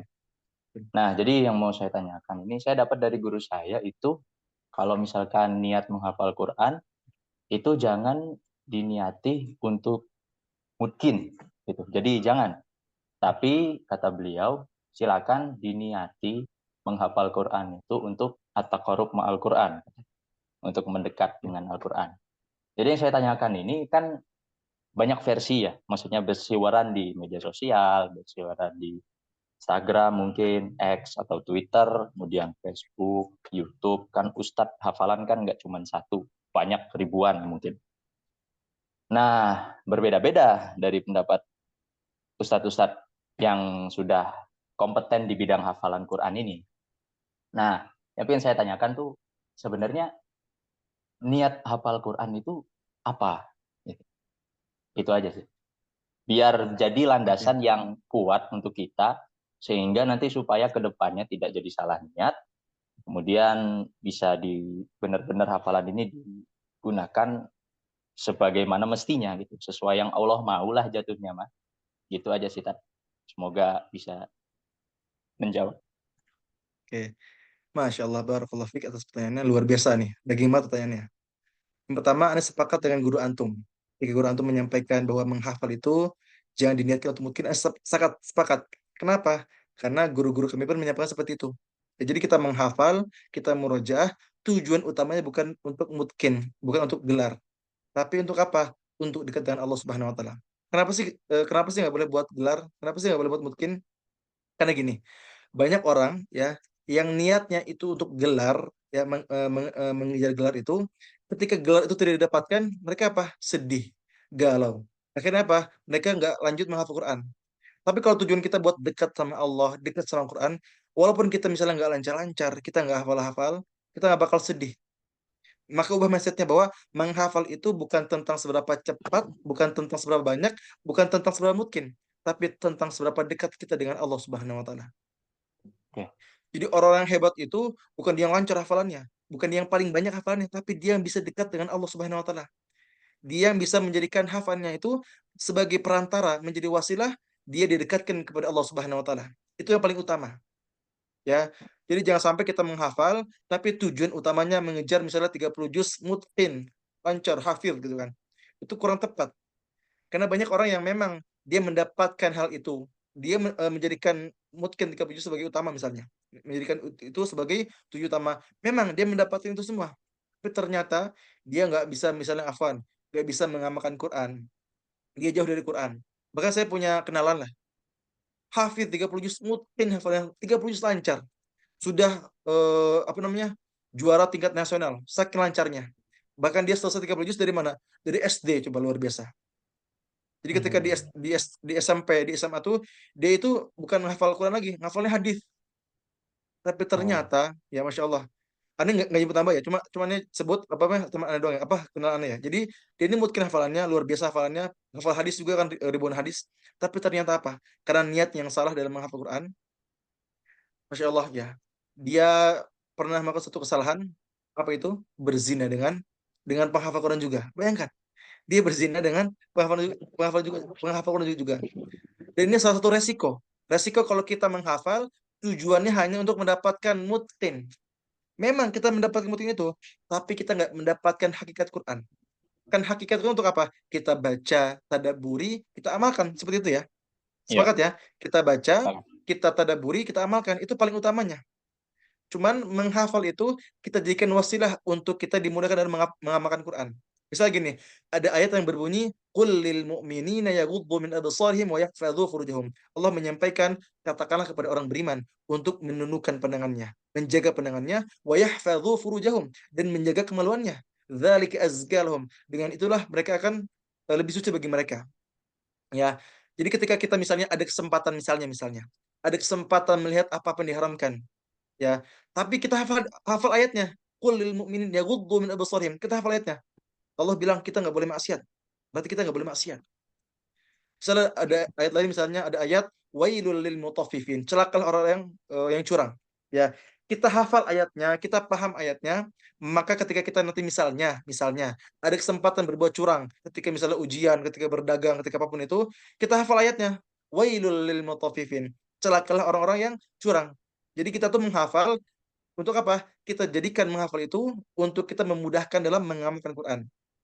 Ya, dan Anda pun pernah membahas kajian seputar ini, ya mungkin tahun lalu ya. Judulnya kenapa kita harus menghafal Quran. Nah, salah satu alasan itu. Alasannya apa? Untuk mempermudah langkah kita mengamalkan Quran. Jadi kita menghafal untuk apa? Untuk mempermudah langkah kita dalam pengamalan Quran.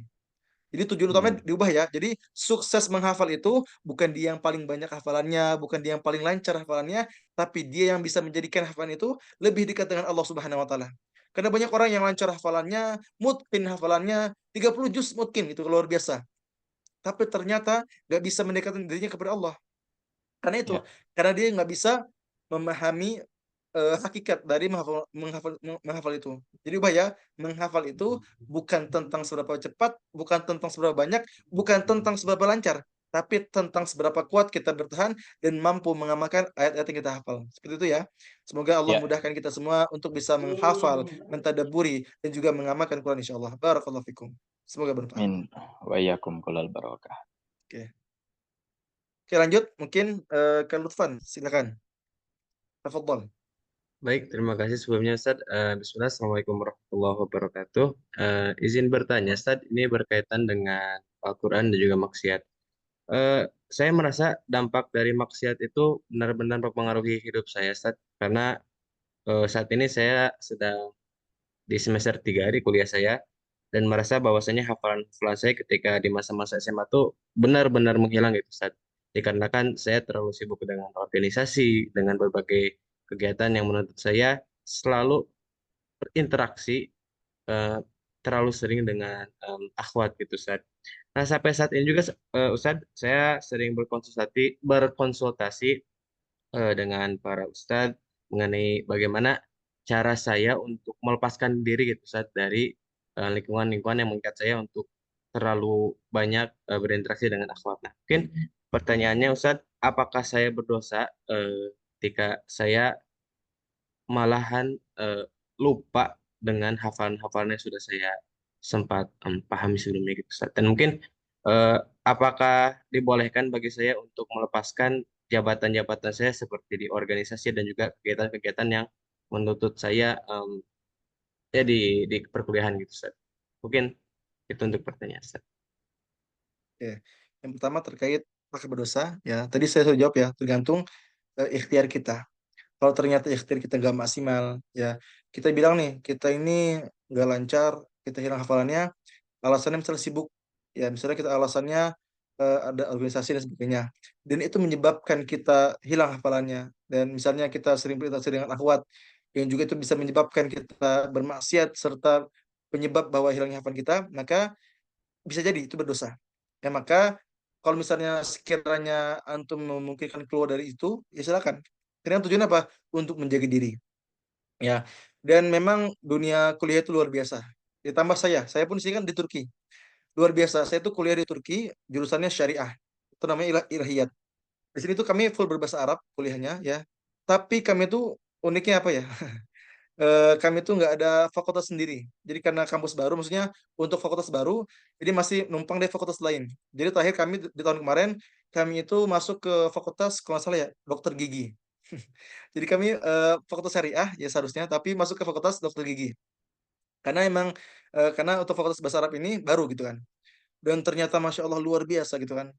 Astagfirullahnya gitu kan. Subhanallahnya banyak ketika musim panas ya, itu banyak maksiat yang bisa kita lakukan.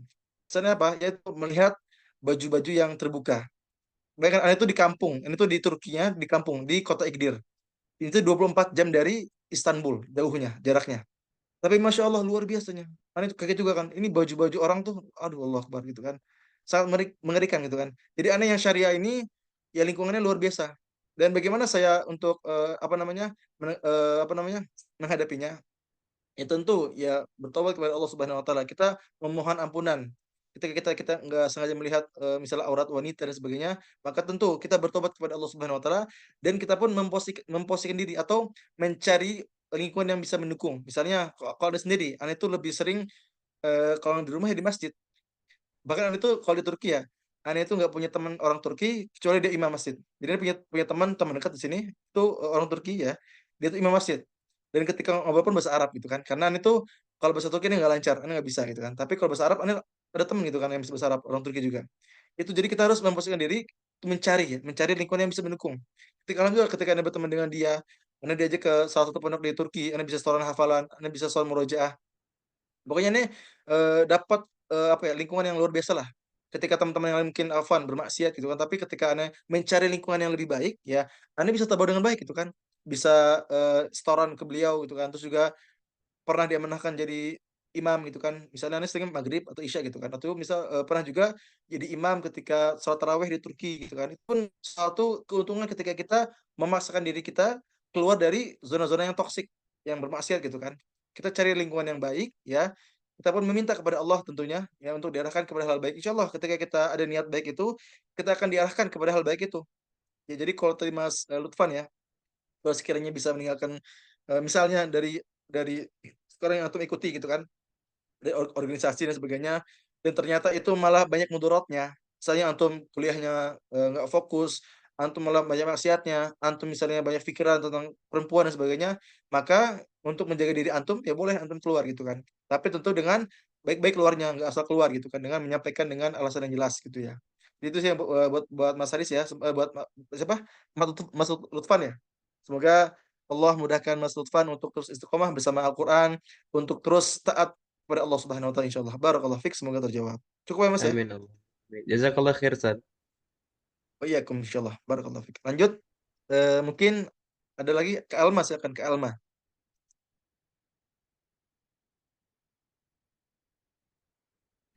Bismillah, izin bertanya Ustadz, apakah ada recommended buku bagus untuk mempelajari tadabbur Al-Quran Ustadz? Jazakallah khairan. Untuk tadabbur ini ya, Anda pun belum tahu ya.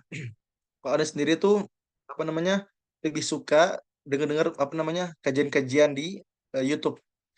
Jadi Anda itu lebih suka mendengar daripada membacakan kalau Anda sendiri ya.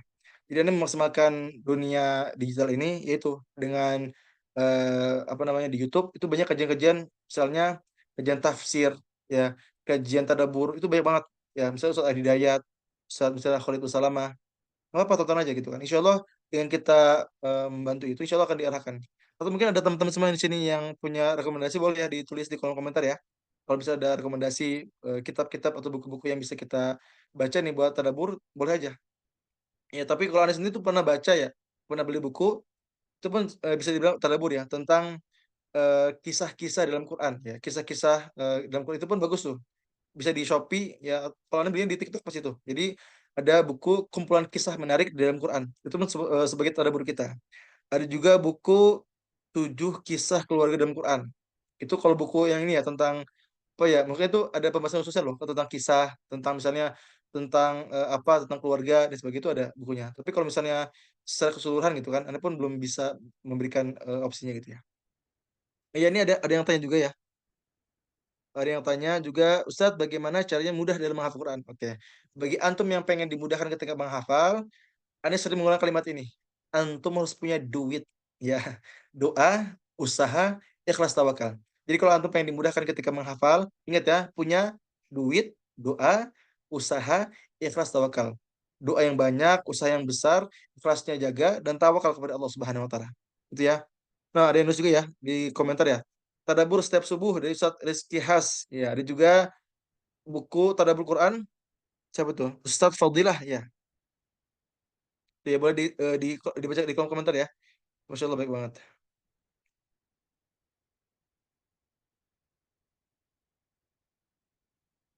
Oke. Ada mau bertanya lagi silakan. Oke. Ini ada pertanyaan bagus ya. Insya Allah nih luar biasa nih. Afwan, apakah dalam menghafal Quran itu wajib mengambil sanadnya? Karena dalam muqaddimah riwayat sahih disebutkan al-isnadu minad din. Oke, betul. Sanad itu bagian dari agama. Kalaulah tidak ada sanad, orang akan sesukanya mengatakan apa saja yang diinginkan. Oke, apakah menghafal wajib pakai sanad? Ya, insya Allah itu diharuskan. Tetapi bagi kita yang belajar ini, yang masih awam ini, insya Allah belajar yang ke mereka-mereka pun yang masih belajar pun nggak apa-apa. Ya, maksudnya nggak langsung ke sanad yang berijazah. Karena insya Allah semua guru di sini ada ijazahnya gitu kan. Maksudnya semua guru di yang mengajarkan kita ini ada ijazah mungkin ya tidak resmi. Ada yang resmi, ada juga yang tidak resmi. Gitu ya. Itu Allah muslih. Dan untuk ayat ini ya, ini pun lebih ke hadis ya. Ketika hadis kita mengatakan nggak ada sanadnya, itu yang akan apa ya, seenaknya mengatakan. Tapi kalau misalnya Quran, insya Allah kita sudah bersama semua. Gitu ya. Insya Allah untuk kitab tadabbur ya, tadi ada kitabnya misalnya Ustadz Fadilah, ada juga kalau di YouTube ya ada Ustadz Rizky, apa Irfan Rizky ya, itu pun bagus, Anda pun suka. Irfan Rizky Has, itu bagus insya Allah. Lagi mau bertanya?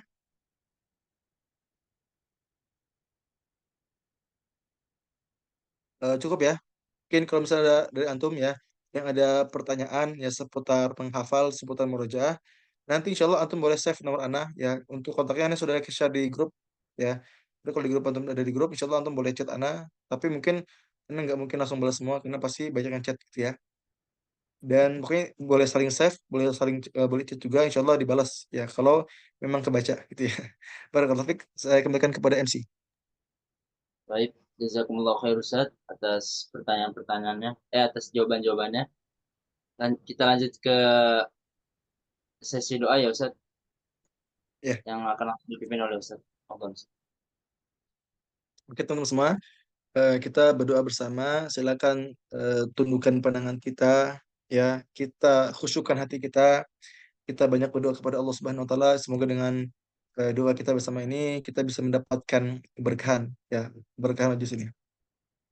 أستغفر الله العظيم أستغفر الله العظيم أستغفر الله العظيم أعوذ بالله من الشيطان الرجيم بسم الله الرحمن الرحيم الحمد لله رب العالمين الرحمن الرحيم مالك يوم الدين إياك نعبد وإياك نستعين اهدنا الصراط المستقيم صراط الذين أنعمت عليهم غير المغضوب عليهم ولا الضالين اللهم صل على سيدنا محمد وعلى آل سيدنا محمد ربنا ظلمنا أنفسنا وإن لم تغفر لنا وترحمنا لنكونن من الخاسرين لا إله إلا أنت سبحانك إنا كنا من الظالمين ربنا لا تزغ قلوبنا بعد إذ هديتنا وهب لنا من لدنك رحمة إنك أنت الوهاب ربنا إننا آمنا فاغفر لنا ذنوبنا فاغفر لنا ذنوبنا فاغفر لنا ذنوبنا فاغفر لنا ذنوبنا وقنا عذاب النار ربنا إننا سمعنا مناديا ينادي للإيمان أن آمنوا بربكم فآمنا ربنا فاغفر لنا ذنوبنا ربنا اغفر لنا ذنوبنا وكفر عنا سيئاتنا وتوفنا مع الأبرار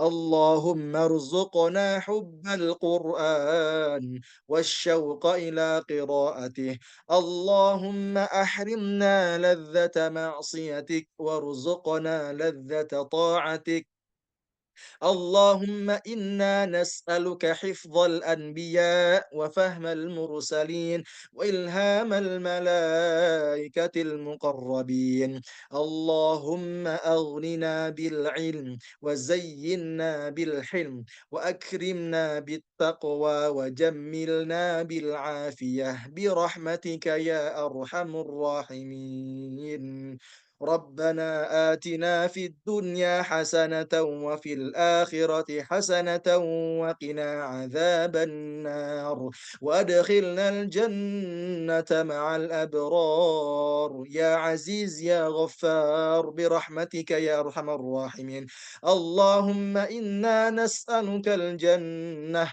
وأعوذ بك من عذاب النار اللهم إنا نسألك حسن الخاتمة وأعوذ بك من عذاب النار اللهم إنا نسألك علما نافعا ورزقا طيبا واسعا مباركا وعملا متقبلا اللهم أعنا على ذكرك وشكرك وحسن عبادتك اللهم ربنا تقبل منا اللهم ربنا تقبل منا إنك أنت السميع العليم وتب علينا يا مولانا إنك أنت التواب الرحيم اللهم إنك تعلم أن هذه القلوب قد اجتمعت على محبتك والتقت على طاعتك وتوحدت على دعوتك وتعاهدت على نصرة شريعتك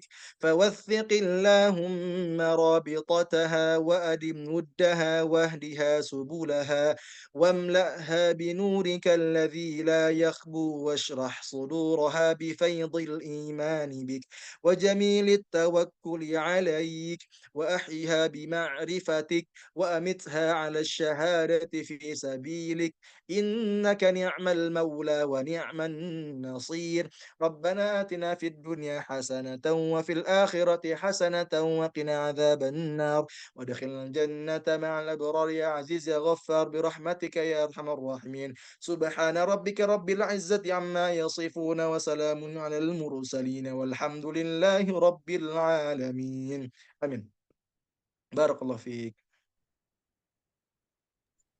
Alhamdulillah. Semoga Allah mengijabah doa-doa yang kita aminkan bersama. Amin ya rabbal alamin. Kita telah sampai di penghujung kajian malam ini. Mari kita tutup kajian malam ini dengan membaca hamdalah dan doa kafaratul majlis. Alhamdulillahirabbil alamin. Subhanakallahumma wa bihamdika asyhadu an la ilaha illa anta astaghfiruka wa atubu ilaik. Kurang lebihnya mohon maaf. Wabillahi taufiq wal hidayah. Wassalamualaikum warahmatullahi wabarakatuh. Izin pamit undur diri teman-teman semua. Barakallahu fiikum.